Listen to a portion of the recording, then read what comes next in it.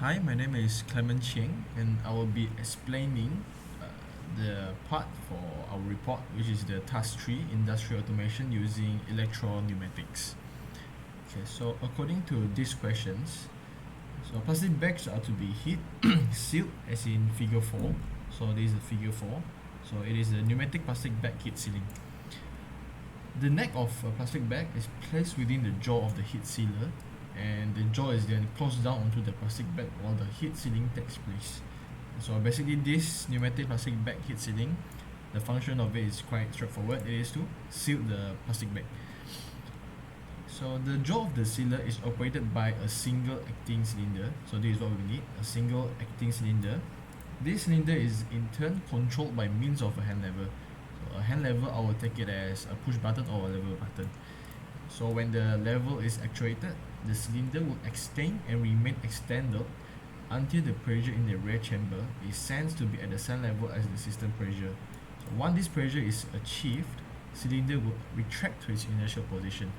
So what it means by here is this cylinder, it can extract and also retract. So how to retract is when this cylinder is fully extracting, so there will be a sensor to sense that the pressure in the rear chamber of the cylinder, is to be sensed as the same level as the system pressure, which is the sensor A.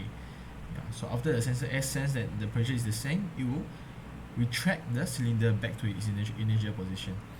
So this is the whole circuit that we need to create using electro-pneumatics, and also it is have to be created in the fluid sim. So I've already done creating this circuit. Okay, so according to the questions, we needed a single actuating cylinder, which is this one, and also the bottom part here is actually the electro circuit of how to make the whole things, the system works for the top part here. So this is the single actuating cylinder, and this is the push button or the lever button. So for the full circle, so I'll just run it, the full cycle of this. So after I click this push button, so this will be happen very fast. So what you can see here is, when I push the buttons, so the cylinder will extract, and after it extract, it will retract back to its initial position. It happens very fast. So I will break down for every part to have a detailed explanation. So first, when I start to push this button, so after I push this lever button, what it was supposed to happen is this relay K1, it will activate, and while relay K1 is activated, same to the switch 2. Switch K1 is the same, because K1 and switch K1, relay K1 and switch K1 is linked together. So after relay K1 is activated, K1 will be activated too. So while this is connected, which means it will trigger the solenoid Y1, as you can see here. So after you see that K1 is activated, the switch K1 is activated as well, and it will trigger solenoid Y1, and this solenoid Y1 will trigger at the top part here. So this thing, what we call here is 3 two-way solenoid valve. So why is it 3 two-way? Is 1 2 3. So it's 3 and then 2-way valve. So you can see that when this thing is at its inertial position, so you can see that the single actuating cylinder is not connected to the compressed air supply at here. So as you can see here, it is not connected. That means that it will not extract. It will be at its initial position. This cylinder will be will stay as its initial position. So continue. So after the Y1 solenoid is triggered, so what will happen here is this Y1 solenoid will push the 3 two-way solenoid valve to the right side. So which means you can see that this way. So for this part, you can see that this 2 is connected to 3, so it is not linked together. So that means that it will not extract.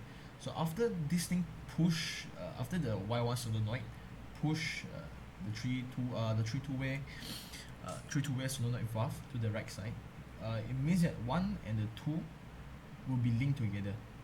So which means that the air supply can go from here to the single actuating cylinder, which means that it can start to extract. Yeah, so I can just continue. Yeah, you can see from here it is pushed to the right side and 1 and 2 is connected. So continue, you can see that this supply will start to move on, and you can see that this is actually a manometer to just see the bars, the pressure in the air supply. Yeah, so this is actually the air service unit. We set it as 6 bar. Okay, so while this thing is moving up, you can see that the bar is getting higher and higher. The pressure is getting higher and higher. So at last, it will start to push the single actuating cylinder, which means it will extract to its full position. Yeah. So after it extracts to its full position, you can see here that at the bottom part here, there's a sensor A. So this sensor A is actually connected to this section A, this A here, and this A is actually the magnetic proximity sensor.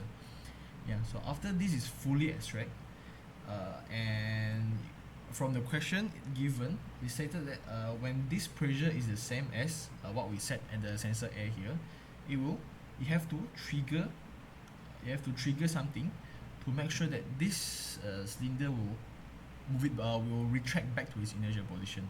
Okay, so what we do here, you can see that after sensor A sense that the pressure is same as in the rear chamber of the cylinder. Okay, so it will trigger relay K2, and after it trigger relay K2, same as the front part here, it will trigger the switch K2. Yeah, so after switch K2 is triggered as well, and then the solenoid Y2 will also be triggered. So when solenoid Y2 is triggered, what it can do is it will push this 3-2-way valve back to its initial position. Yeah, so after it push it back, what will happen is 1 and 2 will be disconnected, and the cylinder will retract back to its initial position. Yeah, so I can just continue. Okay, so after K2 is activated, so it will activate this K2 switch as well. Yeah, so after K2 switch is activated, it will activate the Y2 solenoid. So continue. So this Y2 solenoid will push. Yeah, it will push this 3-2-way valve back to its initial position. Hence, it will disconnect 1 and 2. Yeah, so after it disconnect 1 and 2, there is no more air supply going to the single actuating cylinder. So continue. So you can see that this the pressure is actually dropping. Yeah, so after it drops to 0, you can see that the single actuating cylinder is actually starting to retract to its initial position. Yeah, so basically it will back to its initial position, and you can just continue this process by pressing the button. Yeah, so you can just continue. You can see that it will continue the same thing. So after it reaches 6, it is actually full extracted, and then continue. It will activate K2. K2 will link to solenoid Y2. Solenoid Y2 will pushes the 3-2-way valve back to its initial position, hence make the cylinder to retract back to its position. Yeah, so this is how the full system works using the electro-pneumatics in the fluid sim. Okay, so that's all for my part. Thank you very much.